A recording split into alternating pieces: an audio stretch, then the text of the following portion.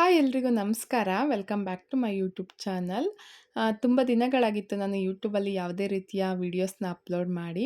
ಸ್ವಲ್ಪ personal issues ಇರೋದ್ರಿಂದ ನಾನು ಯಾವುದೇ ರೀತಿಯ ವೀಡಿಯೋಸ್‌ನ ಅಪ್ಲೋಡ್ ಮಾಡಿರಲಿಲ್ಲ. ಸೊ ಈ ವಿಡಿಯೋನೂ ಅಷ್ಟೇ 15 ದಿವಸ ಆಗಿತ್ತು ಶೂಟ್ ಮಾಡಿ. ಸೊ ಇವತ್ತು ಎಡಿಟ್ ಮಾಡಿ ವಾಯ್ಸ್ ಓವರ್‌ನ ಕೊಟ್ಟು ಅಪ್ಲೋಡ್ ಮಾಡ್ತಾ ಇದ್ದೀನಿ. ಸ್ವಲ್ಪ ಅದು ಇದು ಕೆಲಸ ಇರೋದ್ರಿಂದ ಮತ್ತು ಸ್ವಲ್ಪ ಹೆಲ್ತ್ ಇಶ್ಯೂಸ್ ಇರೋದ್ರಿಂದ ನಾನು ಯಾವುದೇ ಯಾವುದೇ ರೀತಿಯ ವೀಡಿಯೋಸ್‌ನ ಅಪ್ಲೋಡ್ ಮಾಡಿತ್ತಿಲ್ಲ.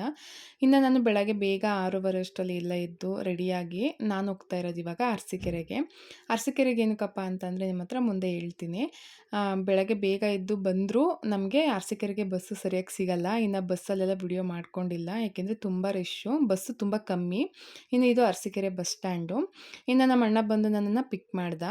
ನಾನು ಎಲ್ಲಿಗೆ ಹೋಗ್ತಾ ಇದ್ದೀನಿ ಅಂತ ಅಂದರೆ ಜೇನ್ಕಲ್ ಸಿದ್ದೇಶ್ವರ ಬೆಟ್ಟಗೆ. ಏನಕ್ಕೆ ಹೋಗ್ತಾ ಇದ್ದೀವಿ ಅಲ್ಲಿಗೆ ಅನ್ನೋದನ್ನ ಮುಂದೆ ನಿಮ್ಮ ಜೊತೆ ಹೇಳ್ತೀನಿ. ನಾನು ಇಲ್ಲಿಗೆ ಸುಮಾರು ಸತಿ ಬಂದಿದ್ದೀನಿ. ಬಟ್ ಬೆಟ್ಟ ಹತ್ತಿರೋದು ನನಗೆ ಬುದ್ಧಿ ಬಂದಮೇಲೆ ಇದೇ ಫಸ್ಟ್ ಟೈಮು. ಯಾಕೆಂದರೆ ಚಿಕ್ಕ ವಯಸ್ಸಲ್ಲಿ ನಾನು 1ನೇ ಕ್ಲಾಸ್ ಆಗಿತ್ತೇನೋ ಅಷ್ಟು ನೆನಪಿಲ್ಲ. ಆವಾಗ ಹತ್ತಿದ್ದು ಬೆಟ್ಟ. ಅದು ಬಿಟ್ಟರೆ ಇವಾಗಲೇ ನಾನು ಬೆಟ್ಟನ ಹತ್ತುತ್ತಾ ಇರೋದು. ಏನಕ್ಕೆ ಬೆಟ್ಟ ಹತ್ತುತ್ತಿದ್ವಿ ಅನ್ನೋದನ್ನ ನಿಮಗೆ ಮುಂದೆ ನಾನು ಹೇಳ್ತೀನಿ. ನಾನು ಏನಕ್ಕೆ ವಿಡಿಯೋನ ಮಾಡಿತ್ತಿಲ್ಲ ಅಂತ ಅಂದರೆ ನನಗೆ ವಿಪರೀತ ತಲೆನೋವು. ಸೊ ಹಾಗಾಗಿ ನಾನು ಯಾವುದೇ ವೀಡಿಯೋಸ್‌ನ ನಾನು ಶೂಟ್ ಮಾಡ್ಕೊಂಡು ಇತ್ತಿಲ್ಲ ಮತ್ತು ಅಪ್ಲೋಡ್ ಮಾಡೂ ಇತ್ತಿಲ್ಲ. ಸೊ ಇದು 15 ಡೇಸ್ ಬ್ಯಾಕ್ ವಿಡಿಯೋ ಇದು. ಇವಾಗ ಎಡಿಟ್ ಮಾಡಿ ವಾಯ್ಸ್ ಓವರ್ ಕೊಟ್ಟು ಅಪ್ಲೋಡ್ ಮಾಡ್ತಾ ಇದ್ದೀನಿ. ಜಸ್ಟ್ ಹಂಗೆ ರ್ಯಾಂಡಮಾಗಿ ಶೂಟ್ ಮಾಡ್ಕೊಂಡಿದ್ದೆ. ತುಂಬ ಡೀಟೇಲಾಗಿ ಏನು ಶೂಟ್ ಮಾಡ್ಕೊಳಕ್ಕೆ ಹೋಗಿರಲಿಲ್ಲ. ಸೊ ಎಷ್ಟು ಶೂಟ್ ಮಾಡ್ಕೊಂಡಿದ್ದೀನಿ ಅಷ್ಟು ನಿಮ್ಮ ಜೊತೆ ಶೇರ್ ಮಾಡ್ಕೊಳ್ಳೋಣ ಅಂತ ಅಂದ್ಬಿಟ್ಟು ವಿಡಿಯೋನ ಶೇರ್ ಮಾಡ್ಕೊತಾ ಇದ್ದೀನಿ. ಇನ್ನು ಎಲ್ಲ ತುಂಬ ಜನ ಕೇಳ್ತಾ ಇದ್ದರು ಏನಕ್ಕೆ ವೀಡಿಯೋಸ್‌ನ ಅಪ್ಲೋಡ್ ಮಾಡಿಲ್ಲ ಅಂತ ಅಂದ್ಬಿಟ್ಟು. ಸೊ ಅವ್ರಿಗೋಸ್ಕರ ವೀಡಿಯೋಸ್‌ನ ಅಪ್ಲೋಡ್ ಮಾಡ್ತಾ ಇದ್ದೀನಿ. ಇನ್ನು ಬೆಟ್ಟದ ಹತ್ರ ಬಂದ್ವಿ. ಇದು ಗೋಪುರ, ಇದು ಬೆಟ್ಟ ಇಲ್ಲಿಂದ ಹತ್ತೋವಂಥದ್ದು. ಇನ್ನು ಬೆಟ್ಟ ಹತ್ತಕ್ಕಾಗಲ್ವಲ್ಲ ಅವರು ಕೆಳಗಡೆ ಪೂಜೆನ ಮಾಡಿಸ್ಕೊಳ್ಳೋ ಅಂಥದ್ದು. ಇನ್ನು ನಾವು ಯಾವಾಗಲೂ ಬಂದರೂ ಕೆಳಗಡೆ ಪೂಜೆ ಮಾಡಿಸ್ಕೊಂಡು ಹೋಗ್ತಾ ಇದ್ದೋ. ಪಾಪು ಇರೋದ್ರಿಂದ ಹತ್ತಕ್ಕಾಗಲ್ಲ ಅಂದ್ಬಿಟ್ಟು. ಸೊ ಇವಾಗ ನಾನು, ನಮ್ಮ ಅಣ್ಣ, ನಮ್ಮ ಅತ್ತಿಗೆ, ನಮ್ಮ ದೊಡ್ಡಮ್ಮ ಮತ್ತು ನಮ್ಮ ದೊಡ್ಡಪ್ಪ ಮತ್ತು ಇನ್ನೊಬ್ಬರು ಆಂಟಿ, ಇಷ್ಟು ಜನ ನಾವು ಬೆಟ್ಟನ ಹತ್ತುತ್ತಾ ಇದ್ದೀವಿ. ನಾನು ಅಂದ್ಕೊಂಡೆ ಬೇಗ ಬೇಗ ಹತ್ಕೊಂಡು ಹೋಗ್ಬೋದು ಅಂತ ಅಂದ್ಬಿಟ್ಟು, ಸುಸ್ತಾಗಲ್ಲ ಅಂತ ಅಂದ್ಬಿಟ್ಟು. ನಿಜವಾಗ್ಲೂ ಸುಸ್ತಾಗುತ್ತೆ. ಬಟ್ ಮನಸ್ಸಲ್ಲಿ ದೇವ್ರನ್ನ ಸಂಕಲ್ಪ ಮಾಡಿಕೊಂಡು ಬೆಟ್ಟ ಹತ್ತುತ್ತಿದ್ರೆ ಅಷ್ಟೊಂದು ಸುಸ್ತು ಅಂತ ನಮ್ಗೆ ಅನ್ಸೋದೇ ಇಲ್ಲ. ಕೆಳಗಡೆ ಪಾದ ಇದೆ. ಪಾದನ ನಮಸ್ಕಾರ ಮಾಡಿಕೊಂಡು ಒಂಥರ ಭಕ್ತಿಯಿಂದ ಮನಸ್ಸಲ್ಲಿ ದೇವ್ರ ಹೆಸ್ರು ಹೇಳ್ಕೊಂಡು ಬೆಟ್ಟ ಹತ್ತಿದ್ರೆ ಅಷ್ಟೊಂದು ಸುಸ್ತು ಅನ್ಸೋದೇ ಇಲ್ಲ. ನಾನು ಎಲ್ಲೂ ಕೂತ್ಕೊಳ್ಳಿಲ್ಲ. ಡೈರೆಕ್ಟಾಗಿ ಬೆಟ್ಟ ಹತ್ತಿ ಮೇಲ್ಗಡೆನೇ ಕೂತ್ಕೊಂಡಿದ್ದು. ತುಂಬ ಒಳ್ಳೆ ಎಕ್ಸ್ಪೀರಿಯೆನ್ಸ್ ನನಗೆ. ತುಂಬ ವರ್ಷಗಳಾದಮೇಲೆ ನಾನು ಈ ಬೆಟ್ಟ ಹತ್ತಿರೋದು. ಇನ್ನು ಚಿಕ್ಕ ವಯಸ್ಸಲ್ಲೇ ತಿರುಪತಿ ಬೆಟ್ಟನೂ ಸಹ ಚಿಕ್ಕ ವಯಸ್ಸಲ್ಲೇ ಹತ್ತಿರೋದು.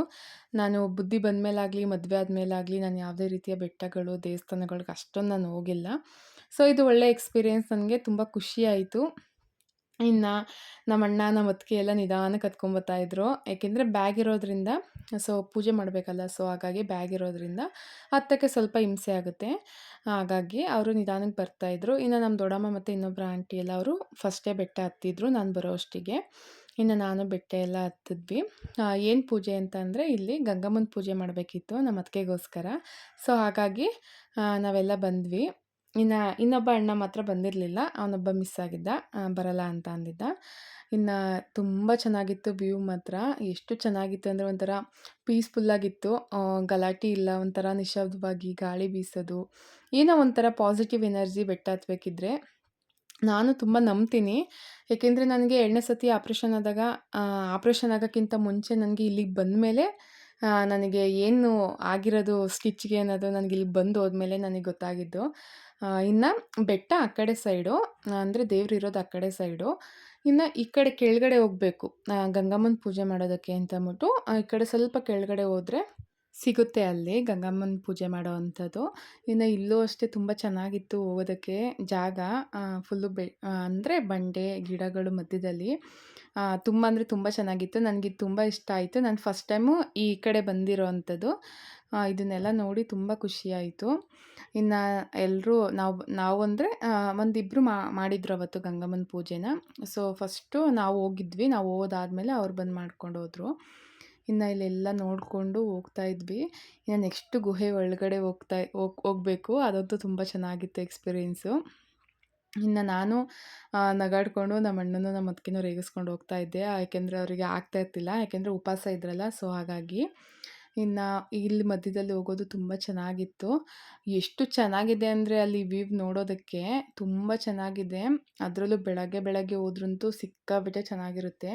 ಆಲ್ರೆಡಿ 10 ಗಂಟೆ ಆಗಿತ್ತು ಅಂತ ಅನಿಸುತ್ತೆ ನಾವಿಲ್ಲಿಗೆ ಹೋಗೋ ಅಷ್ಟಿಗೆ. ಇನ್ನು ಬೆಳಗ್ಗೆ ಬೆಳಗ್ಗೆನೇ ಬಂದಿದ್ರೆ ಮಾತ್ರ ತುಂಬ ಚೆನ್ನಾಗಿರ್ತಿತ್ತು ನೋಡೋದಕ್ಕೆ ಅಲ್ಲಿ ಪ್ಲೇಸು. ತುಂಬ ಚೆನ್ನಾಗಿದೆ ಅಲ್ಲಿ ನೋಡೋದಕ್ಕೆ. ಇನ್ನು ನಾವು ಅಷ್ಟೇ ಮಾತಾಡಿಕೊಂಡು ರೇಗಿಸ್ಕೊಂಡು ಹೋಗ್ತಾ ಇದ್ದೆ. ಇನ್ನು ಗಂಗಮ್ಮನ ಪೂಜೆನ ಆಲ್ಮೋಸ್ಟ್ ಎಲ್ಲರೂ ಮಾಡ್ತಾರೆ. ಈ ಕಡೆ ಸೈಡ್ ಎಲ್ಲ ಮಾಡ್ತಾರೆ. ಬಟ್ ನಮ್ಮ ಚಂದ್ರಪಟ್ಟಣ ಸೈಡು ಅಷ್ಟು ಮಾಡಲ್ಲ. ನನಗೆ ಗೊತ್ತಿರೋ ಪ್ರಕಾರ ನಮ್ಮ ಕಡೆ ಎಲ್ಲ ಯಾರೂ ಗಂಗಮ್ಮನ ಪೂಜೆ ಮಾಡಿಲ್ಲ. ಇನ್ನು ಮಾಮೂಲಿ ಗಂಗಮ್ಮನ ಪೂಜೆ ಅಂತಂದರೆ ಈ ಇದ್ರ ಟೈಮಲ್ಲಿ ಸೂತಕ ಕಳ್ಕೊಳ್ಳೋ ಟೈಮಲ್ಲಿ ಅಂದರೆ ಪ್ರೆಗ್ನೆನ್ಸಿ ಪಾಪು ಹೋದಾಗ, ಇನ್ನು ಮೆಚೂರ್ಡ್ ಆದಾಗ ಆ ಟೈಮಲ್ಲಿ ಇದ್ರ ಹತ್ರ ಮಾಡ್ತಾರೆ. ಅಷ್ಟು ಬಿಟ್ಟರೆ ಈ ರೀತಿ ಪೂಜೆ ಮಾಡಿರೋದನ್ನ ನಾನು ನೋಡಿರೋದು ಇದೇ ಫಸ್ಟ್ ಟೈಮು. ಈ ಥರ ಎಲ್ಲ ನಮ್ಮ ಕಡೆ ಎಲ್ಲ ಯಾರೂ ಮಾಡಿಲ್ಲ. ಇನ್ನು ಕೆಲವ್ರು ಹೇಳ್ತಾರೆ ಅಂದರೆ ಬಾವಿ ಕೊರ್ಸೋಕ್ಕಿಂತ ಮುಂಚೆ ಗಂಗಮ್ಮನ ಪೂಜೆ ಮಾಡಿದ್ರೆ ಒಳ್ಳೆಯದಾಗತ್ತೆ ಅಂತ ಅಂದ್ಬಿಟ್ಟು ಅಂತ. ಸೊ ನಾನು ಒಂದು ಸತಿ ಮಾಡಬೇಕು ಅಂತ ಅಂದ್ಕೊಂಡಿದ್ದೀನಿ. ಬಾವಿ ಕೊರ್ಸೋಕ್ಕಿಂತ ಮುಂಚೆ ನಾವು ಇನ್ನೊಂದು ಬಾವಿ ಕೊರೆಸ್ಬೇಕು ಅಂತ ಅಂದ್ಕೊಂಡಿದ್ದೀವಿ. ಆವಾಗ ನಾವು ಮಾಡಿಸ್ಬೇಕು ಅಂತ ಅಂದ್ಕೊಂಡಿದ್ದೀವಿ. ತುಂಬ ಜನ ಅಂತಿದ್ರು ಮಾಡಿಸಿ ತುಂಬ ಒಳ್ಳೆಯದಾಗತ್ತೆ ಅಂತ ಅಂದ್ಬಿಟ್ಟು ಅಂತ. ಇಲ್ಲಿ ಮೆಟ್ಲಿಲ್ಲ, ಬಂಡೆ ಮೇಲೆ ನಡ್ಕೊಂಡು ಹೋಗಬೇಕು. ತುಂಬ ಚೆನ್ನಾಗಿತ್ತು.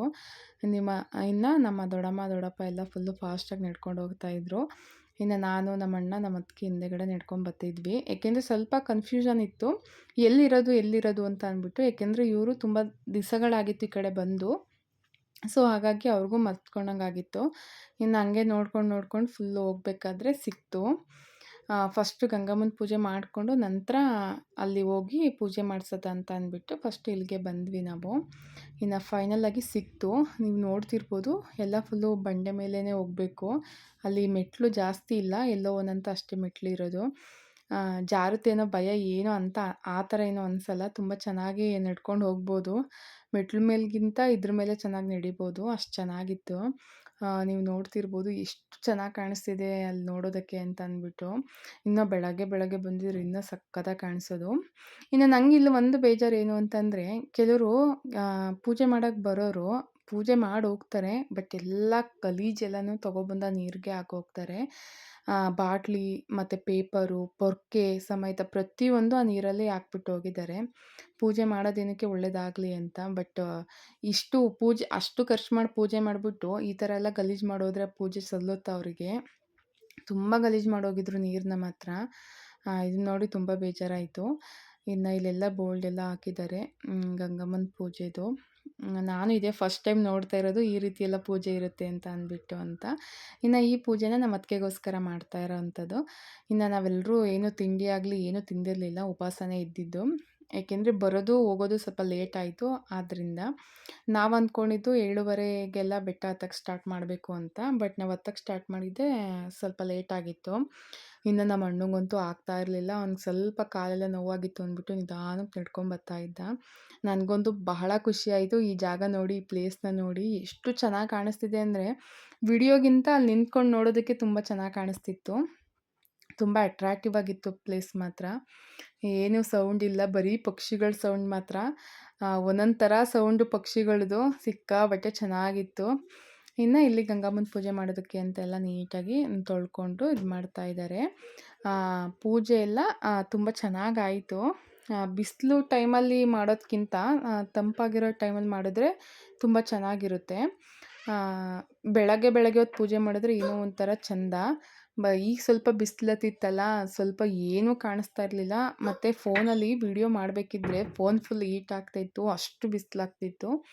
ಇನ್ನು ಅದ್ರ ಮಧ್ಯದಲ್ಲೇ ಎಲ್ಲ ನೀಟಾಗಿ ಮಣ್ಣೆಲ್ಲ ತೊಗೊಬಂದು 3 ಕಲ್ಲಿಟ್ಟು ಕಲ್ಲೆಲ್ಲ ತೊಳೆದು ಎಲ್ಲ ನೀಟಾಗಿ ಪೂಜೆನ ಮಾಡೋದಕ್ಕೆ ಸ್ಟಾರ್ಟ್ ಮಾಡಿದ್ರು. ಇನ್ನು ಇಲ್ಲಿ ಹಳದಿ ಕಲರ್ ಸ್ಯಾರಿ ಹಾಕಿದ್ದೀರಲ್ಲ ಅವರು ನಮ್ಮ ಅತ್ತಿಗೆ. ಇನ್ನು ಪಿಂಕ್ ಸ್ಯಾರಿ ಹಾಕಿರೋರು ನಮ್ಮ ದೊಡ್ಡಮ್ಮ, ಅಂದರೆ ನಮ್ಮ ಅಮ್ಮನ ಸ್ವಂತ ಅಕ್ಕ. ಇನ್ನು ಅಲ್ಲಿ ಗ್ರೀನ್ ಸ್ಯಾರಿ ಹಾಕಿದ್ರಲ್ಲ ಅವರು ಇಲ್ಲಿ ನಮ್ಮ ದೊಡ್ಡಮ್ಮವ್ರ ಮನೆ ಹತ್ರ ಇರೋರು ಆಂಟಿ. ಇನ್ನು ಎಲ್ಲ ನೀಟಾಗೆಲ್ಲ ಪೂಜೆನ ಮಾಡೋದಕ್ಕೆ ಅಂತ ಅಂದ್ಬಿಟ್ಟು ಸ್ಟಾರ್ಟ್ ಮಾಡಿದ್ರು. ಅಲ್ಲಿ ಸ್ವಲ್ಪ ಜಾರುತ್ತೆ, ನೀರು ಹಾಕಿದರೆ ಸ್ವಲ್ಪ ಜಾರುತ್ತೆ ಅಂತ ಅಂದ್ಬಿಟ್ಟು ಸ್ವಲ್ಪ ನಿಧಾನಕ್ಕೆ ಹುಷಾರಾಗಿ ಪೂಜೆನ ಸ್ಟಾರ್ಟ್ ಮಾಡ್ಕೊಂಡಿದ್ರು. ಇನ್ನು ಎಲ್ಲ ನೀಟಾಗಿ ಪ್ರತಿಯೊಂದನ್ನು ಸಹ ಇಟ್ಟು ಪೂಜೆನ ಮಾಡ್ಕೊಳ್ಳೋಕ್ಕೆ ಸ್ಟಾರ್ಟ್ ಮಾಡ್ತಾಯಿದ್ರು. ಇನ್ನು ಚಂದ್ರ ಬಿಚ್ಚಾಲೆ ಮತ್ತು ಗಣಪತಿ ಅಂದರೆ ತಪ್ಪೆಯಲ್ಲಿ ಗಣಪತಿನ ಮಾಡಿ 3 ಕಲ್ಲ ಇಟ್ಟು ಇನ್ನು ಪ್ರತಿಯೊಂದನ್ನು ಸಹ ಮೊದಲು ಇಟ್ಕೊಂಡು ರೆಡಿ ಮಾಡಿಕೊಂಡ್ರು.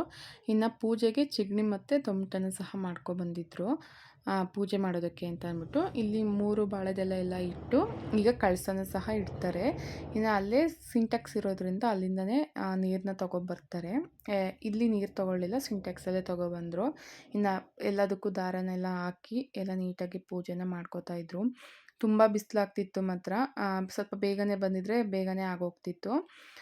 ಸಿಕ್ಕಾಪಟ್ಟೆ ಬಿಸಿಲು ಮತ್ತು ಚೆನ್ನಾಗಿತ್ತು. ಇದನ್ನೆಲ್ಲ ನಾನು ಅಂದರೆ ಫಸ್ಟ್ ಎಕ್ಸ್ಪೀರಿಯೆನ್ಸ್ ಮಾಡ್ತಾ ಇರೋವಂಥದ್ದು. ಇದನ್ನೆಲ್ಲ ನಾನು ನೋಡಿಲ್ಲ. ಇದೇ ಫಸ್ಟ್ ಟೈಮ್ ನಾನು ಎಕ್ಸ್ಪೀರಿಯೆನ್ಸ್ನ ಮಾಡ್ತಾ ಇರೋವಂಥದ್ದು. ಇನ್ನು ಎಲ್ಲದಕ್ಕೂ ನೀಟಾಗಿ ಎಲ್ಲ ಎಡೆಗಿಕ್ಕಿ ಎಲ್ಲ ಮಾಡ್ತಿದ್ರು ನಮ್ಮ ಅತ್ತಿಗೆ. ಇನ್ನು ಅವ್ರಿಗೋಸ್ಕರನೇ ಅಲ್ವಾ ಪೂಜೆ ಮಾಡ್ತಿರೋದು. ಸೊ ಹಾಗಾಗಿ ಅವರೇ ಪೂಜೆ ಮಾಡ್ತಾಯಿದ್ರು. ಇನ್ನು ನಮ್ಮ ದೊಡ್ಡಮ್ಮ ಎಲ್ಲನೂ ನೀಟಾಗಿ ಹೆಲ್ಪ್ ಮಾಡಿಕೊಡ್ತಾಯಿದ್ರು.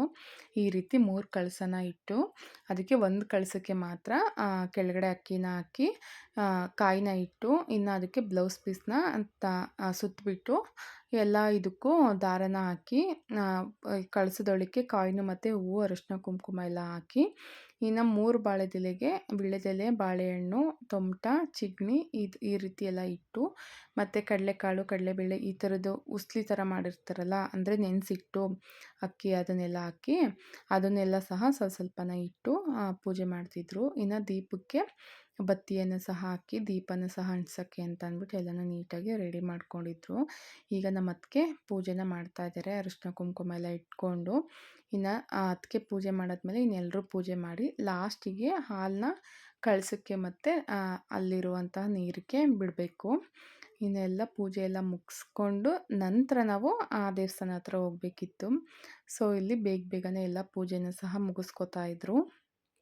ತುಂಬ ಅಂದರೆ ತುಂಬ ನನಗೆ ಅಲ್ಲಿ ಇಷ್ಟ ಆಗಿದ್ದೇನು ಅಂತ ಅಂದರೆ ಇದು ಜಾಗ ಅಲ್ಲಿ ಸುತ್ತಮುತ್ತ ಅಲ್ಲಿ ಕಾಣಿಸ್ತಿತ್ತಲ್ಲ, ಅದು ನೋಡೋಕ್ಕೆ ತುಂಬ ಚೆನ್ನಾಗಿತ್ತು.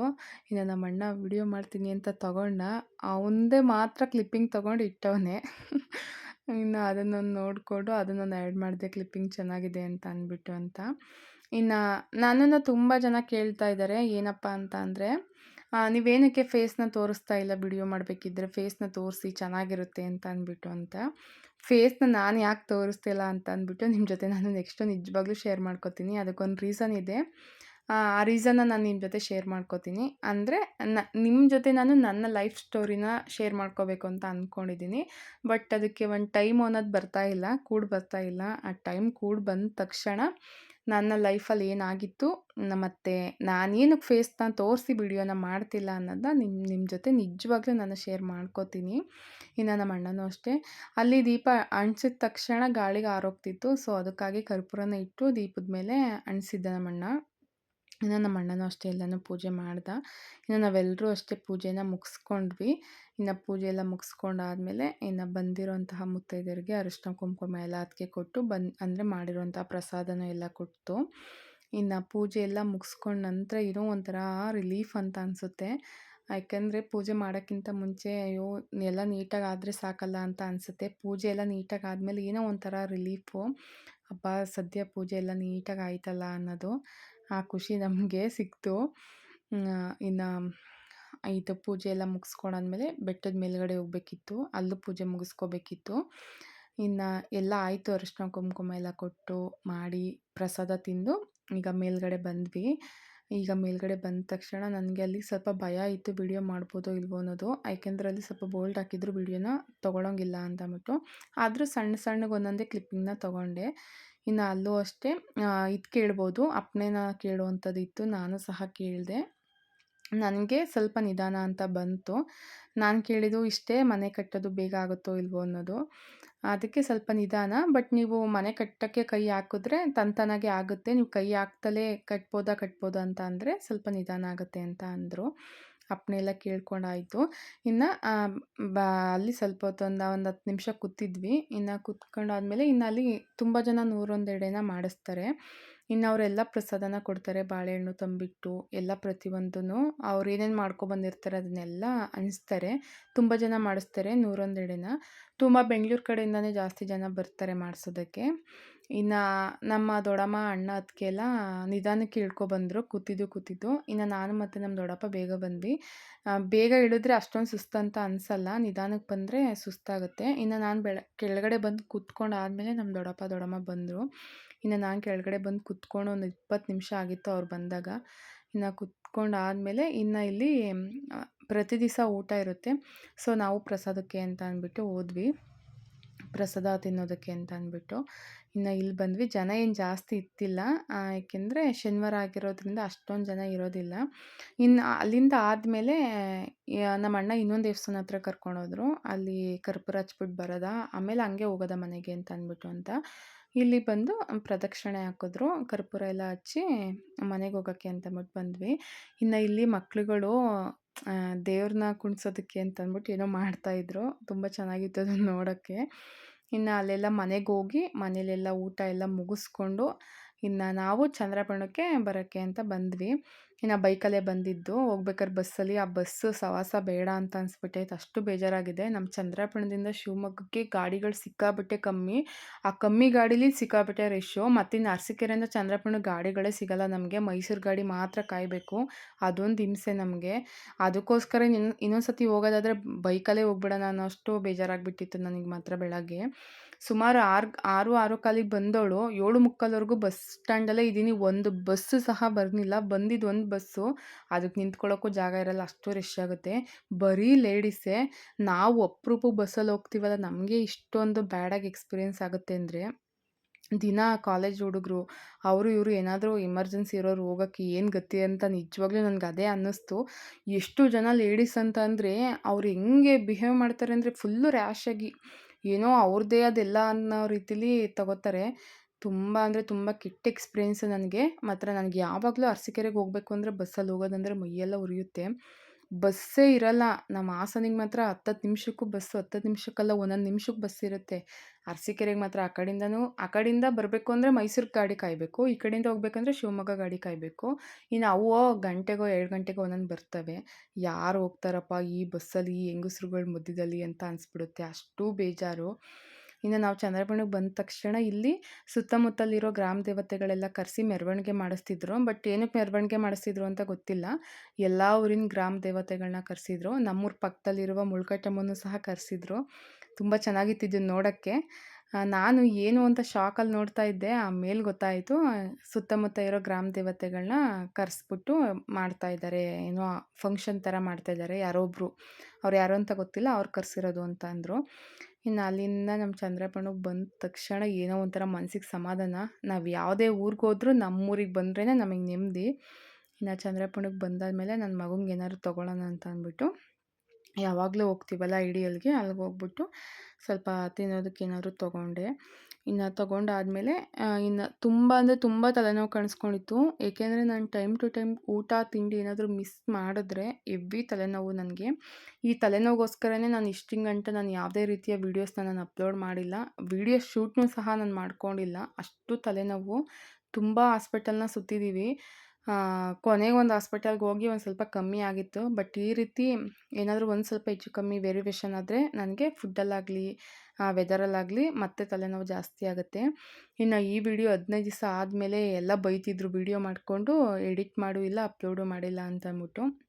ಅದಕ್ಕೋಸ್ಕರ ಕುತ್ಕೊಂಡು ಎಡಿಟ್ ಮಾಡಿ ಅಪ್ಲೋಡ್ ಮಾಡೋಣ ಅಂತ ಅಂದ್ಬಿಟ್ಟು ಮಾಡ್ತಾಯಿದ್ದೀನಿ.